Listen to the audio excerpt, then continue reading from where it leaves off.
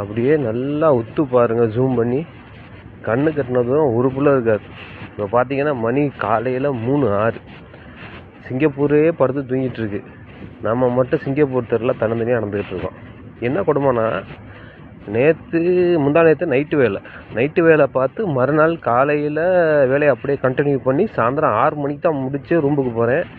போயிட்டு சாப்பிட்டுட்டு சரி நல்லா தூக்கத்தை போடுவோன்ட்டு பார்த்தா 6 மணிக்கே படுத்தாச்சு சாப்பிட்டுட்டு. இப்போ 1 மணிக்கு ஒரு முழிப்பு வந்துச்சு. அவ்வளோதான், முடிஞ்சு போச்சு தூக்கம். இனிமேல் மறுபடியும் விடிகிற வரையும் இப்படியே தெருவா அப்படியே தெரிய வேண்டியதுதான். இதுதான் சிங்கப்பூர் வாழ்க்கை. காசு பணம்னு வந்ததுக்கு கடவுள் கொடுத்த கிஃப்ட்டு இதுதான். ஆமாம், தூக்கம் நோ. இப்படியே வாக்கிங் தான் விடிய. போகிற பக்கம் பார்த்தா அடுத்த மராத்தான் தான் ஓட போகிறோம். வாழ்க வையகம்.